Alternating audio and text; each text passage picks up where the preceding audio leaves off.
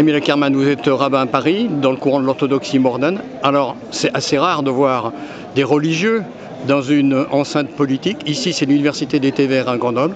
Qu'est-ce qu'un rabbin fait ici?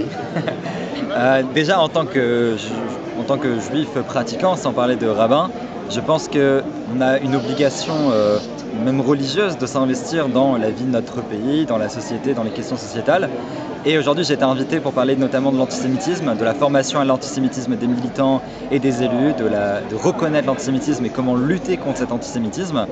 Et je pense que quand il y a des courants aujourd'hui, notamment de la gauche, qui tendent la main et qui disent on veut écouter les juifs, nous voulons nous former, nous reconnaissons qu'il y a un problème aujourd'hui de l'antisémitisme à gauche, qu'il y a une incapacité à le reconnaître et que nous voulons maintenant corriger ce problème, je pense qu'il faut accepter de saisir cette main et d'y aller.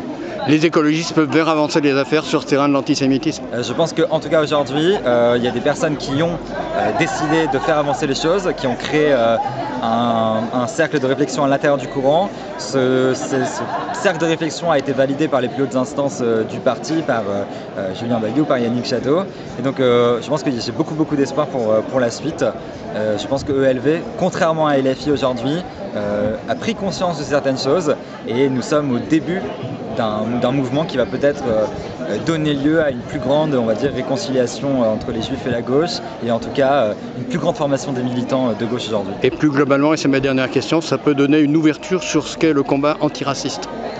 Je pense qu'il y a deux choses dans le combat antiraciste. Il y a l'idée que nous devons combattre tous les racismes et toutes les discriminations, et il y a aussi cette idée que tous les racismes et toutes les discriminations sont différents et qu'il faut aussi être capable tout d'abord d'aller dans le particularisme, dans la particularité des discriminations et des racismes pour ensuite en faire sortir quelque chose de global. Et donc c'est très important de pouvoir avoir des formations spécifiques sur l'antisémitisme, sur le racisme, anti-noir, anti-rom, anti-asiatique et ensuite...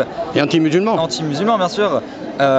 Et ensuite de pouvoir de pouvoir les rassembler une fois qu'il y a eu un travail qui a été fait en amont spécifique. Je pense que si on commence par tout mélanger, on ne s'en sort pas parce qu'on ne sera pas capable de reconnaître justement les spécificités de cet antisémitisme-là, parce que l'antisémitisme a 2000 ans d'histoire, il ne mobilise pas forcément exactement les mêmes mécanismes que le racisme anti-musulman par exemple.